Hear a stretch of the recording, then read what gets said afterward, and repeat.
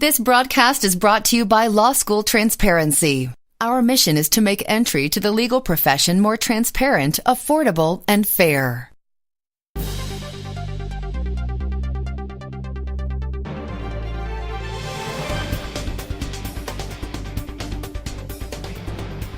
Hey listeners, welcome to I'm the Law, a show that does informational interviews with law school graduates in different jobs. Today our host is Aaron Taylor. He's a law professor at St. Louis University. In this episode, Aaron interviews a family law attorney about the small firm he owns in Boston. We'll learn about 4 types of family law practice, as well as what it takes to run an efficient firm. Our guest today is Gabriel Cheong. Gabriel is a graduate of Northeastern School of Law. On the day he was sworn into the bar, he started a small family law practice. Many advise against starting your own firm right out of law school. What pushed you in that direction? When I graduated from law school, a horrible economic event happened, which was the crash. The economy just tanked. Law firms were just laying off people left and right. There were just massive layoffs. And nobody was really hiring because they didn't know where the legal profession was going at the time or what was going on with this economy. Are we going into a recession, a depression? What was going on? Long story short, decided to open up my own law firm because, one, there was no prospects, but 2, I think I'm one of those people that I knew I didn't really want to work for somebody. I wanted to call the shots, not simply because I didn't want to learn from other people, but I had sort of my own way of doing things. So I really spent a lot of time in between taking the bar exam to getting sworn in. There was usually about a 3-month period of time, really gearing up to open a law practice. And I learned everything I possibly could off of reading books and reading things off the internet and, doing a business plan, doing a marketing plan, really gearing myself up for it. And I opened my law practice the day that I got sworn into the bar. And I actually remember that day because I already had business cards made. And the first marketing thing I did was I handed a business card to the person that was sitting next to me, getting sworn in at the same time. And so after being a year in business, you became the Infinity Law Firm. Now, tell us about that first year, and then tell us about how the transition to Infinity came about. Yeah, so it was about a year or a year and a half. I don't remember exactly how long it was. But I when I first started out my law firm, I did, the law office of Gabriel Cheong, and I did basically the same thing I'm doing today, which is mostly family law, a little bit of estate planning, but mostly family law. And what happened about a year and a half in was an old mentor of mine, actually somebody that I did one of my law school co-ops with. She decided to shut down her business because she was moving to California with her family. And at the time, during this 1.5-year period, I stayed in touch with her, and she sent me some cases that she didn't want to do in terms of family law stuff along the way. So we had a really good, not only professional, but friendly relationship. And she was definitely a business mentor of mine in terms of, the mentoring me about the law and also how to run a business. And when she said that she was going to shut down, I saw an excellent opportunity to get out of the law firm model that I had, which is the law office of Gabriel Cheong. And the reason why I no longer wanted to practice under that name, the law office of Gabriel Cheong, was because I was actually thinking about further on down the road, many, many, many years down the road, when I no longer wanted to practice law anymore, or I wanted to transition into something else. I wanted to make sure that this business that I was building had value. So if I had a law firm that had my name attached to it, I can bring value into it, but a large part of that value would disappear once I'm no longer in it. So if I had something that was a brand unto itself, that didn't have my name on it, that I could build goodwill outside of myself, it is an asset that I can build that is sellable in the future. And that was really the main driving force for why I sort of abandoned the law office Gabriel Cheong and I took on Infinity Law Group because I wanted that brand. So you do mostly divorce and family law with some estate planning. If you could characterize, a typical day or maybe even a typical week for you, what would it look like? Mostly I would say it varies, of course, week by week, but on average, I would say maybe once or twice a week, I would spend a couple of hours in court. Most of the work that I do is me sitting in the office, talking on the phone, doing emails, and trying to negotiate with people. I think people have a misconception, just like when they see on TV with Law and Order, with criminal attorneys and stuff like that, that most of the work that we do as litigators is done in court. But we don't, actually, because if you get to the point where you are in court, that means that you haven't been able to resolve the case with the other party or with the other attorney, and you need a third-party person to come in and intervene, like a judge or a mediator or something like that. If you have a good case and if you do your job right, hopefully you don't end up in court that much. And most of the work that you do is actually on paper, trying to draft agreements, trying to negotiate, trying to come to a place where the two parties can agree with each other. Because, at least with family law, there's rarely ever winners or losers in what we do. You have a lot of property, you might have kids, you might have other things. And it's just a matter of dividing the stuff and then also perhaps dividing the time so that each parent gets to have time with their children. There's rarely ever winners and losers. And I think people see it that way sometimes, and it's not helpful to coming to an agreement. All right, so Gabriel, if you could explain to us what types of family law matters do you handle specifically? So family law, the reason why I love family law, I think, is because it touches on so many aspects of people's lives, and also touches on so many aspects of the real world and also other areas of law. I think if you ask any other family law attorney, they'll tell you that family law attorneys need to know not only about family law, but a little bit about everything. We have to be counselors, we have to be their attorneys, we have to be their finance person, their accountant, all at the same time, only because we're not only dealing with their families, we're dealing with their entire lives. And a lot of it has to do with money. We have to know how to read financial statements and bank ledgers and business ledgers and balance sheets. So we get a good sense of all of that stuff. Now, in terms of family law also, there's a lot of different ways you can interact with this field that we call family law. The traditional one is you're an attorney, you represent somebody. You go to court and you advocate for them. That's a very traditional way to do it.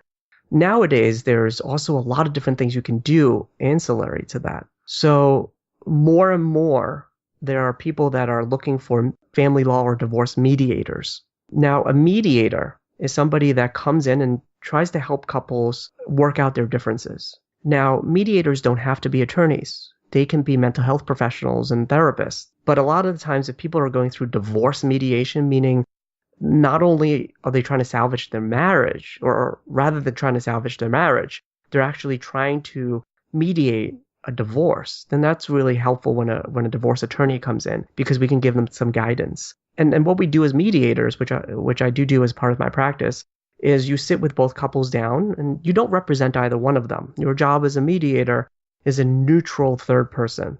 The role of the mediator is to try to get the two parties to come to an agreement on their own lives. You're not telling them what to do. You're not really telling them what the law is. You're trying to get them to agree to something that they can live with themselves. Because if it's something that they can just go to court and get the law or a judge to be on their side for, why would they need to mediate anything? The issue with family law is that there's not a lot of black and white issues. A lot of it is negotiated. So if the parties can come to the table together themselves, that's usually the best way to do it. It's less fighting. It's cheaper because there's less attorneys involved. And also, nobody gets disappointed because it's an agreement that they both entered into. It might not be everything that they had wanted to come into, but they can accept it. Whereas if you do traditional litigation, either one or both parties are bound to be disappointed. Coming up on LST Radio, Gabriel tells us about conciliation and guardian ad litem, two relatively unknown segments of family law practice.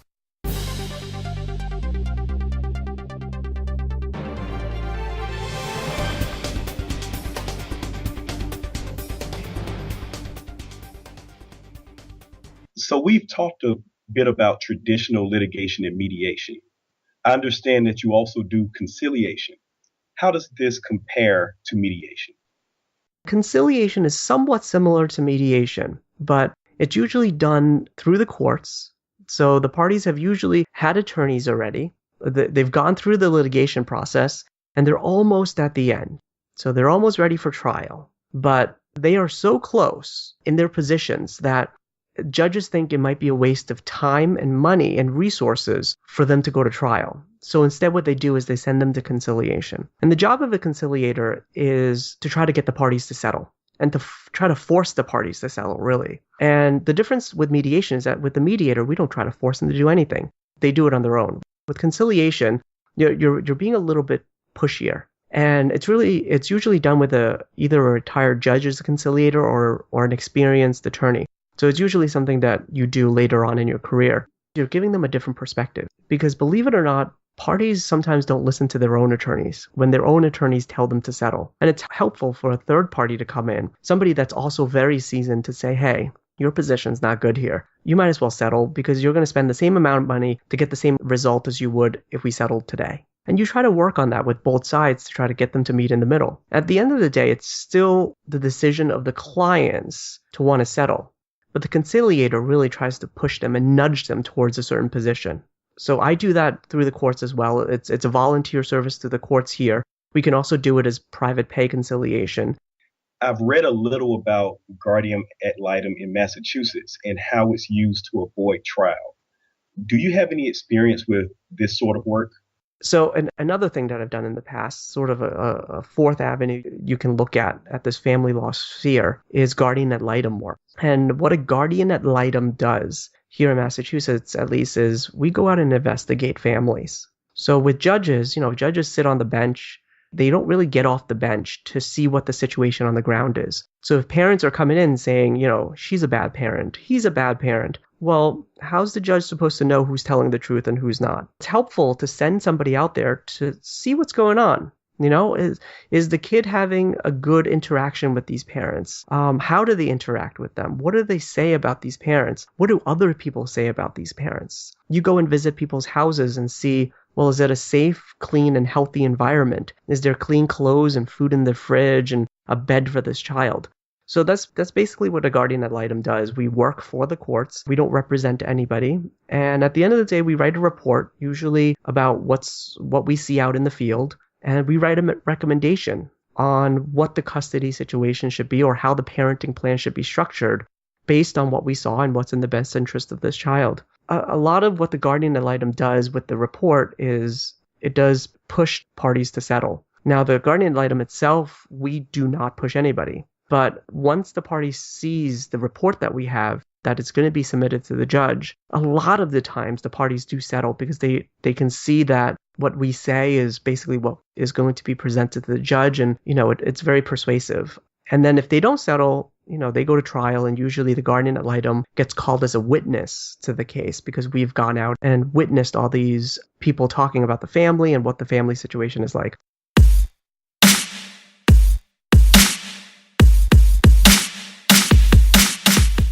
Coming up on LST Radio, Gabriel and Aaron discuss how his firm's economic model keeps overhead low. Gabriel also explains how he thinks about marketing. There is sort of a plan to the madness.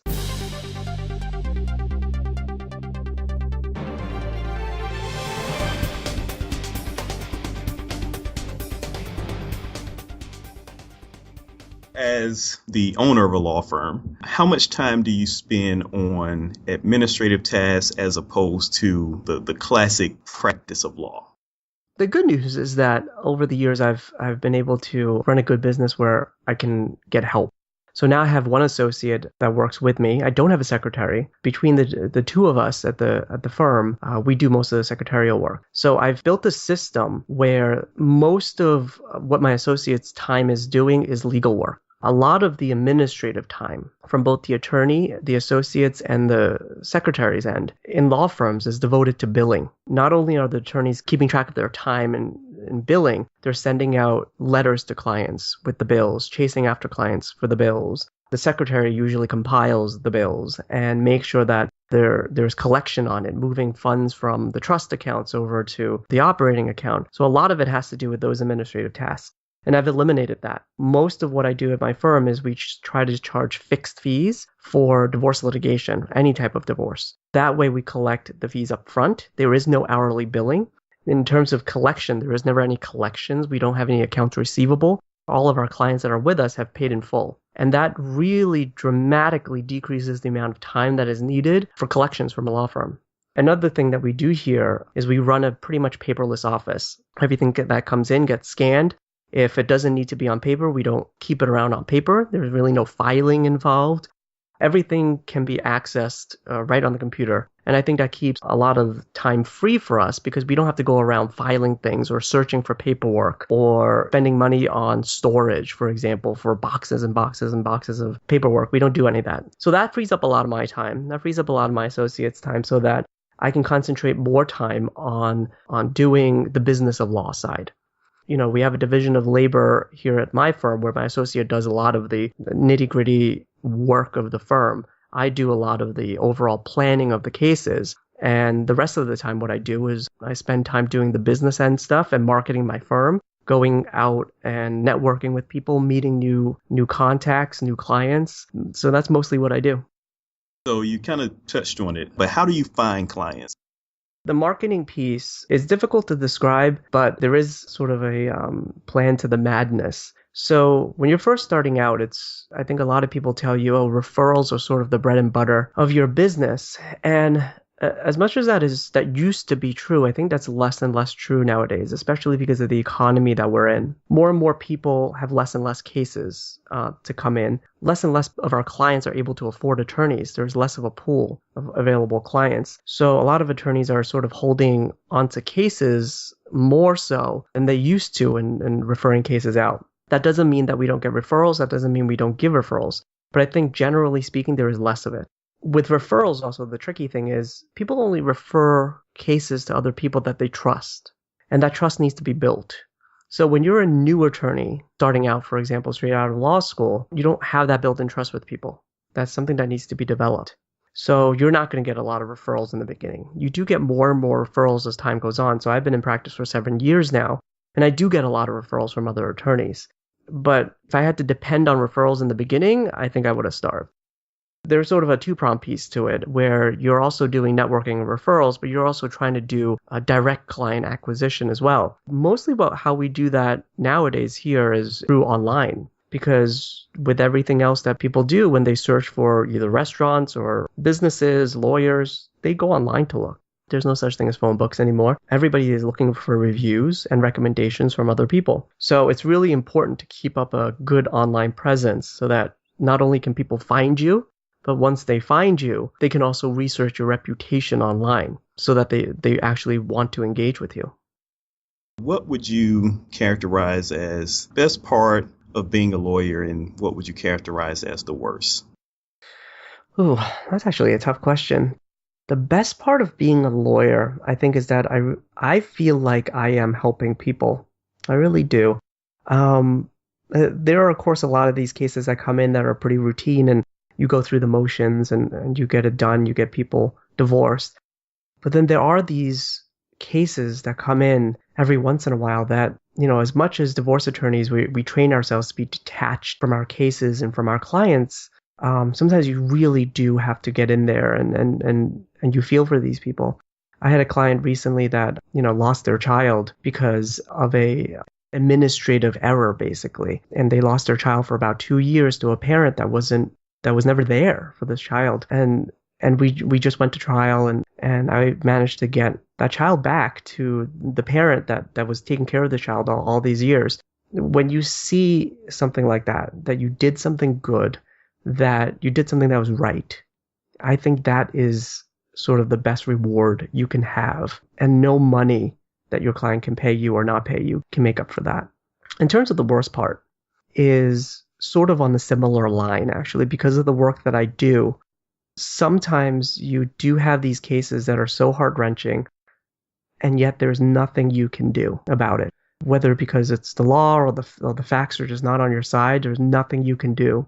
Those are the cases where you try really, really hard to not get emotionally involved, to not feel for these people. Because if you do, I think you take it home with you, and that's extremely unhealthy. But it does happen every once in a while. I mean, we're all human as much as we try to detach ourselves.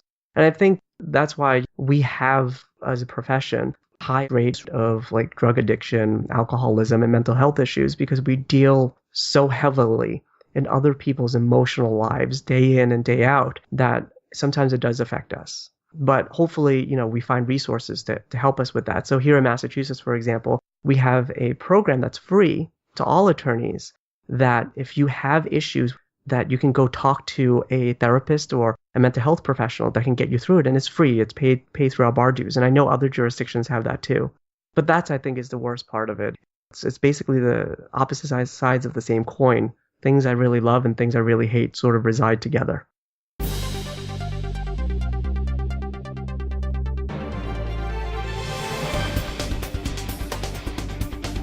Thanks for listening today. If you haven't already, visit lstradio.com to view episode archives, make a contribution, and learn more about LST. We hope you'll join us for our next show this Wednesday. Debbie Merritt will interview Trisha Dennis, a personal injury attorney in Tennessee. I Am the Law is produced by Law School Transparency for LST Radio. If you want to hear more, you can subscribe to our podcast on iTunes or go to lstradio.com.